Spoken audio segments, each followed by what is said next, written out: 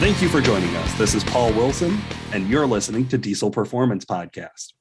Today on the show, we have a really special treat for you guys. We're going to kind of change up the format between now and when All Truck Challenge and King of the Streets Challenge kicks off here in just like 2 weeks.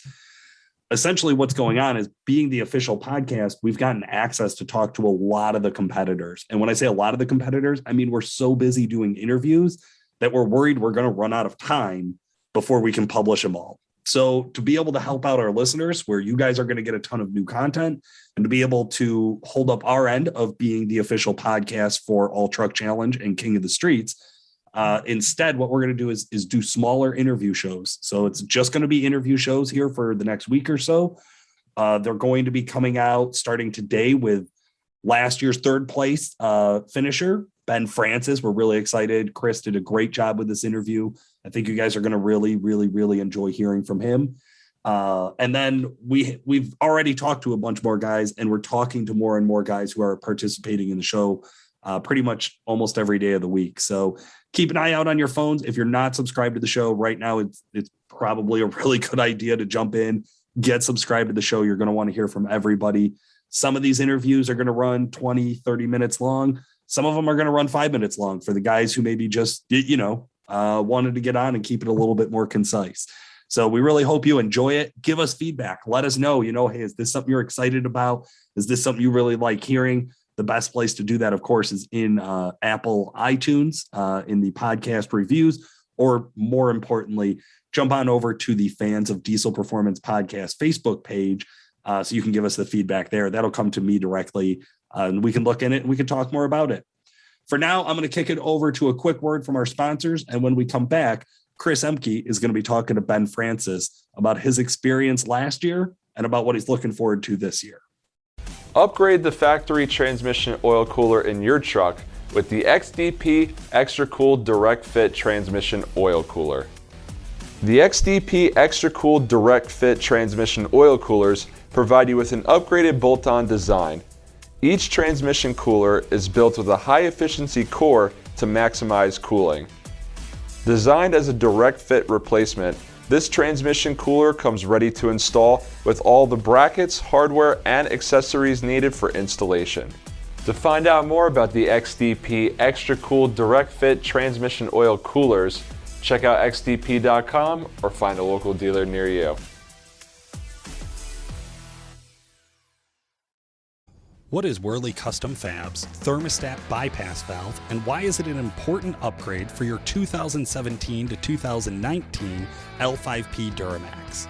2017 to 2019 L5P Duramax trucks feature a unique thermostat assembly for the Allison transmission, which allows fluid to bypass the auxiliary cooler and use engine heat in the radiator coolant to reach ideal operating temps more quickly in cold weather. When the desired temperature is reached, the thermostat is supposed to open and allow fluid to flow forward into the auxiliary cooler, which helps maintain transmission fluid temperatures at a safe level. Now the issue.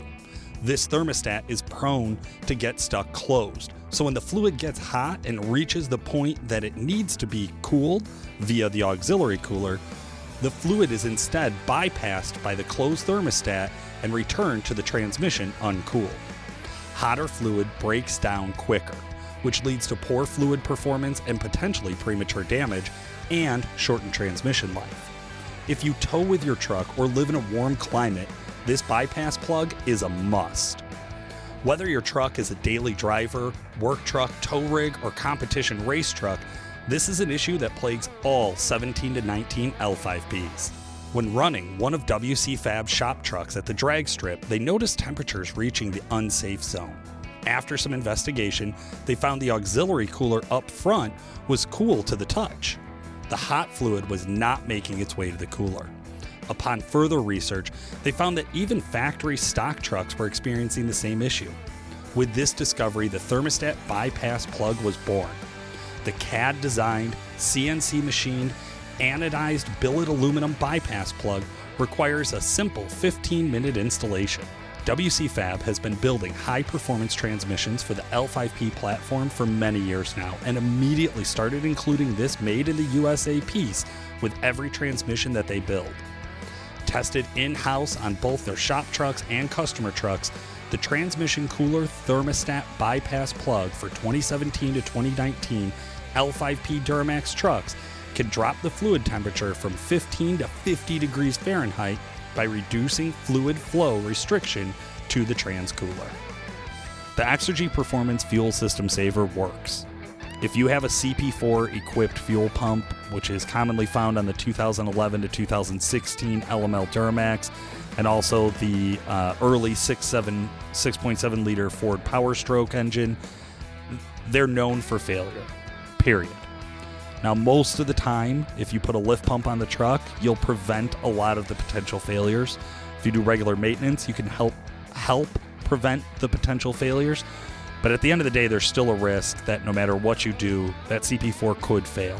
And when they fail, they have a track record for sending all of the metal shavings downstream. So you end up needing a whole new fuel system, new lines, new injectors, new tubes, new everything. That could be very expensive. Even if you're under warranty or you find a bundle package for a great price, there's still a lot of labor that goes into that job. The fuel system saver increases the amount of protection post CP4. So it's not going to stop your CP4 from failing. What it's going to do is that, God forbid, the CP4 gives up and it starts to send metal debris through the truck. It's going to stop it before it hits the rest of your fuel system. And that's why they call it the fuel system saver. If you have a CP4 pump on your truck, you absolutely need to give DuramaxTuner.com a call today and get yourself a fuel system saver. All right, Ben Francis, how are you, man? Good, you guys? We're doing all right. Just another day living the dream, doing diesel performance stuff, right? Absolutely. That's the best day to wake up to and do. Absolutely. So you're going to be competing in 2021 All Truck Challenge, and memory serves me correctly, you've competed in this contest before, correct? Yes, actually last year was our first year competing. Okay. Huge eye-opener, and actually we got to come home with a podium in third place. Oh, that's awesome. So talk to us a little bit about, what are some of those stats, right? How did you perform as far as the dyno event went? So the dyno, we actually had a pretty good setup. We went up on there. I've never been on a dyno before. I've been around them. Okay. But I'd never personally put any seat time on a dyno, so it's kind of nerve-wracking. It is. It really is. Hearing all the engine RPM and tires moving, but you're not going anywhere is definitely a mind fuck, to say the least. Yeah, absolutely. So we backed up on there, or pulled up on, I should say, and talked to the dyno operator a little bit, and he gave me a few pointers and told me where to bring it in at and that kind of game. So we started bringing it up.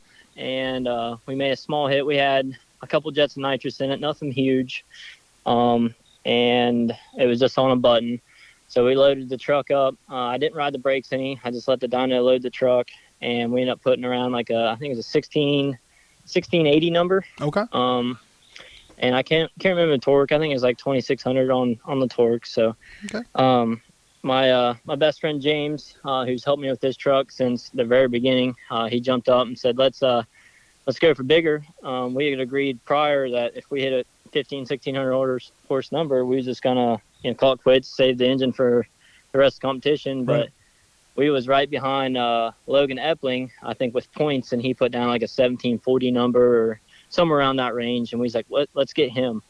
So we threw a couple more jets of bigger jets in the nitrous and went for it again and came up on it. Came on it too soon, so we reloaded the truck and hit it again, and didn't really change much on the number, and then the truck went into 3-cylinder mode. Oh no! And I thought for sure, I was like, I just ruined my whole weekend. Right. You think the worst when something happens. Absolutely. So we pulled it down off of the dyno and limped it over to the trailer, and James started into diagnosing it and ended up finding we had a bad solenoid on injector 6, and you could sit there, truck running fine, you could tap it, it'll go into 3-cylinder mode. Wow. Tap it again and go back to 6 cylinders. So thankfully that yeah, exactly. That night actually we got a solenoid off of a buddy's pool truck that was there competing in the sled days, and swapped solenoids over and got to finish the weekend out. Nice. So that 1680 number was good for fourth place, if I'm not mistaken, on the dyno. And I guess, how the rest of the weekend unfolded. So the drag strip, the truck competed in, you also placed fourth, if I'm not mistaken in that, correct? Actually, well, in qualifying, I can't remember qualifying, Okay. but in eliminations, we made it to the final round with Logan Epling. Okay. And the whole drag race, man, what a day to dive into. So we went up for qualifying, and again, I'd never drag raced a truck. We went last year completely blind. We worked on a truck up until the day of the event, and we stayed working on it all weekend long. The only thing I'd ever drag raced before was an old car I had. Oh, wow. And so I knew nothing about deep staging, how to ball bend, nothing like that. Before it was always kind of just arm drop stuff. So I was completely green behind the ears to say in that aspect of it. And I burnt a converter up between second and third round qualifying, and the truck just stalled right there, died. We pulled it back to the trailer, and thankfully I have an awesome crew with me. And we ripped into it, changed converters. We had welding gloves on. It was scorching hot. Oh, I'm sure. Changed fluid real fast and threw it back in the truck, and was able to make it for eliminations. So we went through eliminations and went up against Justin Ziegler in the semifinals. And I believe he was having trans issues as well. I was on my second converter, and I know at the light I kept bobbed in, and the truck just didn't want to hold any power. It was wanting to drag the converter real bad. And he bobbed in, we double bobbed, and I took off, and I think he ended up timing out, if I'm not mistaken. And I drove down the track, and I could tell the truck was hurt. I left light. It didn't want to hold any power. I think I went down the track at like 40 miles an hour. Oh, wow. Just limped it around, and we put in a leaf blower on the trans and try to get it cooled down as much as we can. And me and Logan lined up for the finals, and I knew the truck wasn't going to hold anything, and we took off out of there, and he was gone. I wasn't even going to try. So we ended up second for the night, which I thought was huge my first time being out there, even with the mistakes I made and the failures we had. Yeah.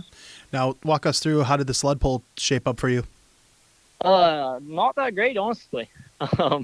So James Vanessa, I mentioned before, that's his bread and butter. His dad, Brian Vanessa, owns Vanessa Performance here in West Virginia, and that's all they're known for is sled pulling. So I thought we was going in there, a good team, a good strategy.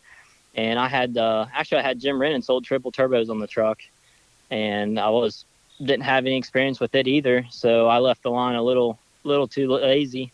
And by the time the turbos lit, the sled was already pulling the truck down, and we went, I think, 303 feet or something like that. I can't remember the mile an hour, to be honest with you, and broke the hitch right at the end of the track. Actually, Josh McCormick came out waving, said I had a flash fire, so I jumped out of the truck as fast as I can with the fire extinguisher, and it was just some residual got on the exhaust, residual oil, and flashed real fast, and thankfully that was all that had happened.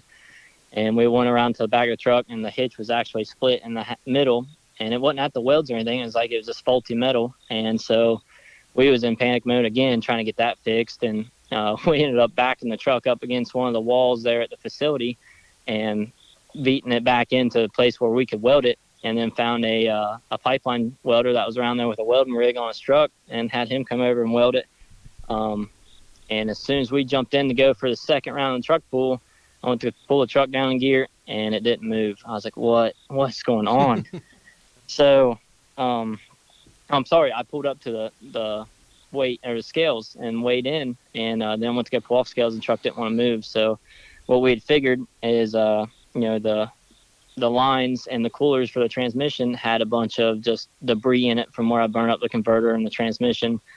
And we just didn't get a chance to clean them out good enough, and it clogged the filter up. So we got the truck out on the track.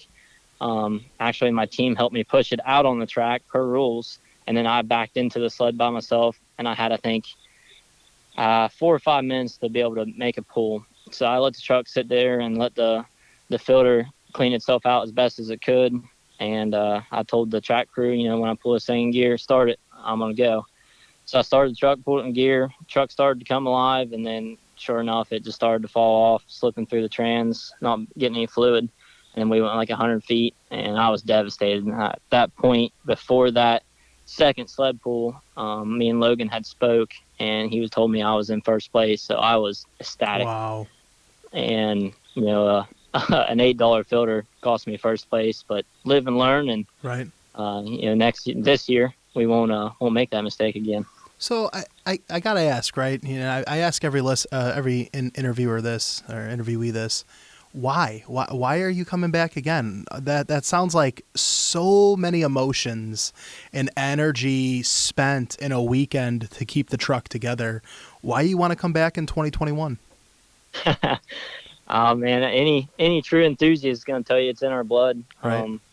I grew up racing motocross, grew up racing dirt bikes, had a passion for it, and got hurt pretty bad in a wreck, and that's when I decided to step into the truck side of things. I had the truck previously and had done some work to it, but I just got into the truck things, and it snowballed at a very quick rate. Yeah. And it's just something. I know that first time I went down that drag strip, man, it was crazy. The adrenaline was going through my body. I was on cloud nine. Like, it was unbelievable. And the people I've met in the industry, the competitors I've met, it's just awesome. It's a really good environment to be a part of. So walk our listeners through what's the truck that you compete with? So the truck actually it's a 2008 Ram 2500. It's a quad cab. It's that real pretty PRH Inferno red color that a lot of people do like, and I've fell in love with it. So I bought the truck. It's been going on about 5 years now off a buddy of mine that had the truck, and I've had trucks previously, but this was my first common rail truck, and it at the time had a 464 second gen swap and head studs, and I believe that was it, and some tuning, of course. So I got the truck, didn't really do much with it, just drove it. Like, at the time I was racing motocross, and I was traveling all over the country with it and hare scrambles, so I didn't do much to it other than just drive it. And then I decided I wanted some more air, so I put a 472 on it and some 60%, and had some tuning revisions done, and liked it for a while. And then I kind of babied it, to be honest with you, because it was a stock 68 RFE, and we all know how they like power. Yeah, they don't. For No, the listeners, not at all. they don't. They do not cooperate, to say the least. No. So I ended up getting a Suncoast Mega put in the truck, and we upped the turbo to a 480, and I think I had 125% in it at that time. And the truck was fun. It was a lot of fun. It was, like a daily drive. I towed a little bit with it, not much, and it was a blast. And then it just snowballed from there. So we went to a 48 swap, and we built it here at Vanessa Performance and swapped it in, and did a full manual valve body, and it went from the 480 to a set of 467 over 480 compound set that we built, and 250%, and the truck was a riot. I mean, quick spool, just shred the tires off of it, locking in fourth gear, and it was so much fun. And then that's when we caught wind of this King of the Street, and we're like, let's do it. Why not? So we bought the triples off of Jim, and I sold that engine that we had built with. It still had a stock head on it. We did build our triple beam apex rods in it, some head work that we did in-house, support and polishing with a good old Dremel tool, and we sold that engine. And that's actually when we got hooked up with Zach Hamilton and got one of his wet comp blocks, and he sent us a crank and push rods, valves, the whole works over to us, and said, let's try to make something happen. So we built the engine here in-house with his goodies and some Apex triple beams again. We used his new steel pistons and went with Jim's triples that I currently mentioned before. We had the manifold charger reworked. It was a 72, I believe, and we bumped it up to a 76. Dustin Harrison reworked it and still had the 272s feeding it. We bumped up, got a hold of Extra G, and they welcomed us in with open arms, and we got a set of 400% through them and two 12 mil pumps for the fuel side of things. And that's what we competed with last year. Now this year builds, completely different as far as the turbos go and the fueling. Well, now, so that leads me into my next question. So, I mean, that's quite a build, right, to say the least. There's a lot of not only high dollar parts, but a lot of parts that you don't see in most trucks, right? Yeah. And then you had your first experience in All Truck or King of the Streets, rather, last year, what it was referred to as. So, did the changes in the truck going into this year happen because of the experience with the competition, or did you decide that you wanted to change things up just for personal belief? So, walk us through what that looks like for this year. So we got done last year, and those triples, I mean, you pop the hood. I keep mentioning those, but you don't ever hardly see triple turbo trucks unless it's, and that was a pretty kit. That's a pretty kit, by the way. Like, it was definitely a beautiful. showstopper when you pop the hood. Yeah, that's what I mean. Every time I popped the hood, people was around it, and they performed awesome. But man, they was a pain in the ass to work on. Right. There's just no room. Pulling the covers off, it sucked every time. You got mad, and so we ended up selling those, and we the common thing to do now is a pretty big S400 on the manifold and a GT55 out front. Right. And we talked about doing it. We talked about going to like a single Garrett and just spraying it for weight savings, because the truck with me in it's pretty heavy, and that does not make the drive line's life any easier. Right. So we ended up getting hooked up with Taterbilt, and we got a 488 off of him on the manifold, and James had John Cherato's old 4.8 inch G trim off of John on his pool truck. Okay. And well, the local rules here for the pool association went to a 3.6 smoothbore limited charger class. So he's like, well, I'm just gonna stick this on the wall. No one needs it around here. Right. Yada. Well, we ended up starting this build, and he's like, let's just throw that 4.8 out front, and that way we always have room for growth. Right. Because the original plan was like a 106 Garrett, and so we ended up hanging that humongous turbo off of it. So we've got a 488 with a 4.8 out in front of it. We kept the 400%. We was never out of fuel on it, and we went to Dustin's at Apex Diesel. We went to his new triple beam rod, which has a 1/2-inch rod bolt. We had some high RPM fretting on the 7/16 rod bolts, so we went to the 1/2-inch, give it more clamping force. We got with Zach Hamilton again and got one of his comp heads, and we kept the valves the same. We kept the crank the same.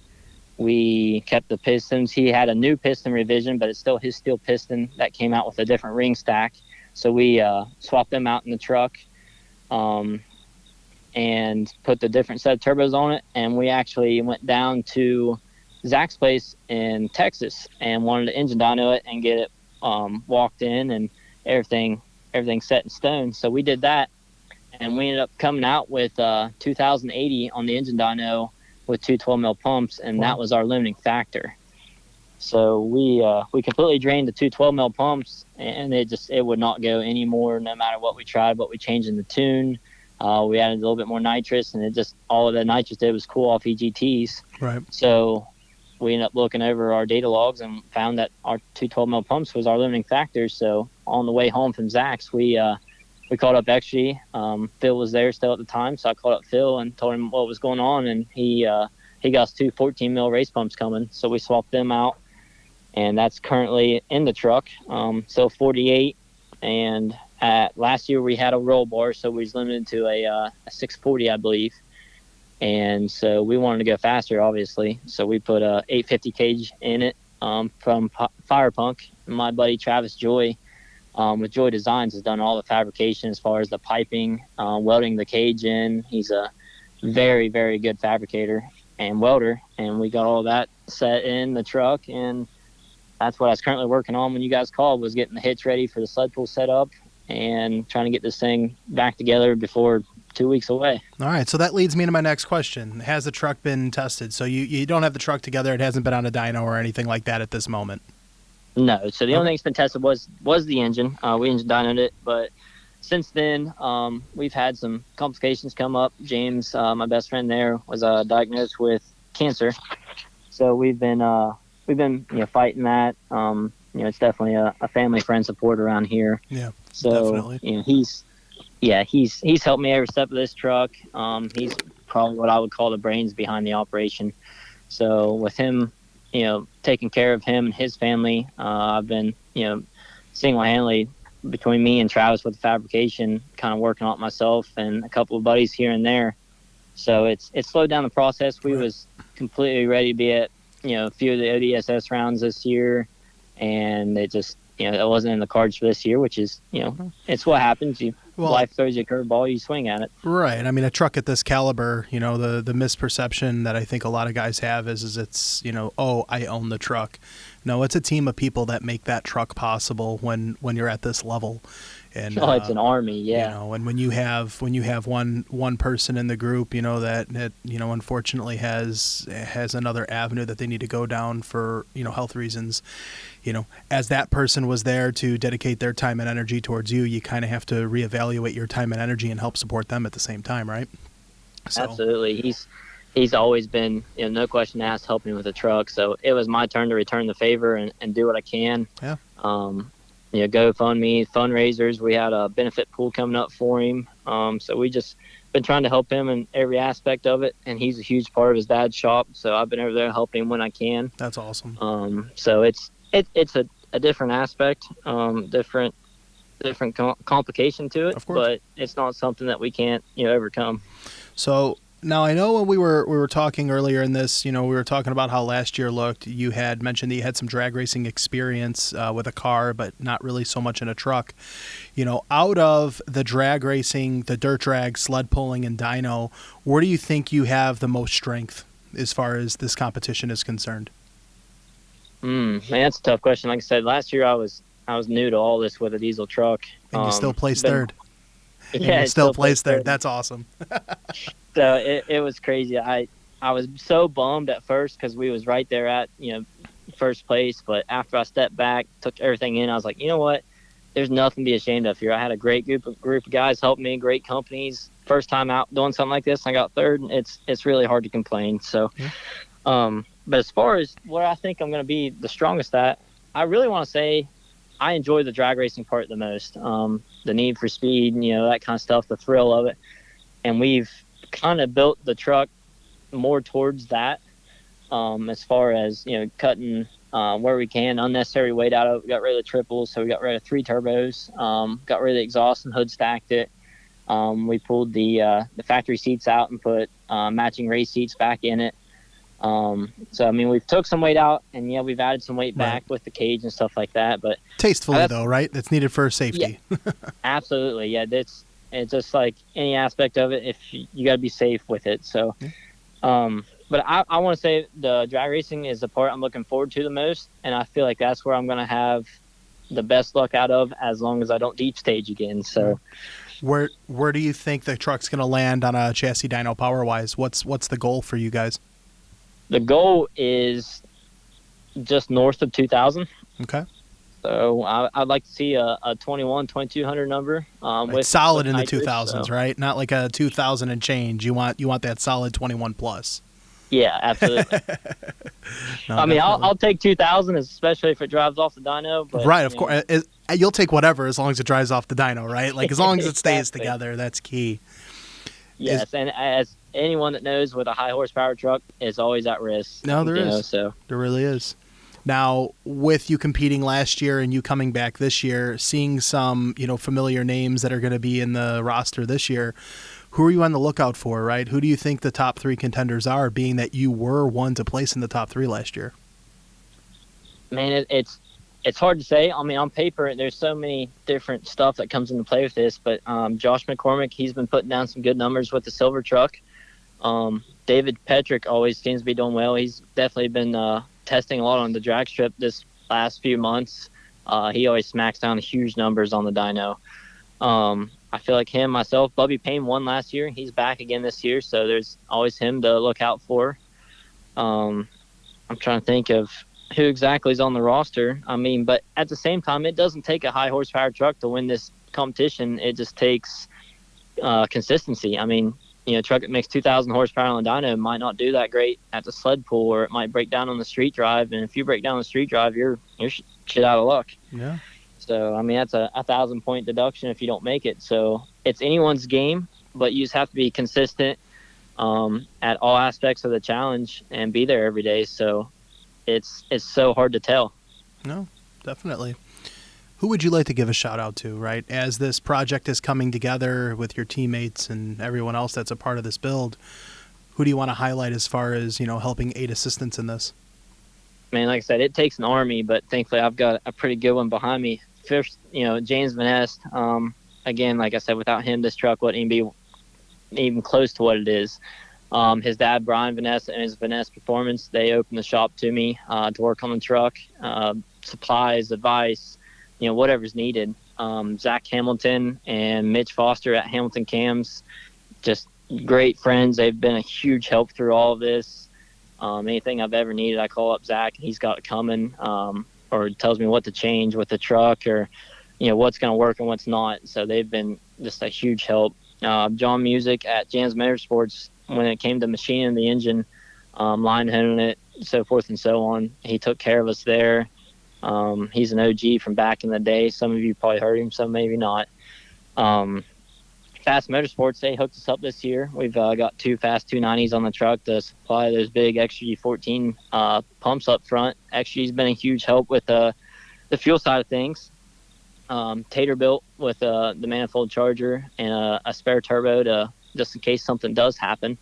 And then my buddy Travis Joy with Joy Fabrications, Joy Designs, he's done all the fabrication work, been here every weekend for probably the last 2 months, helped me get this thing together and get it done on that aspect of it.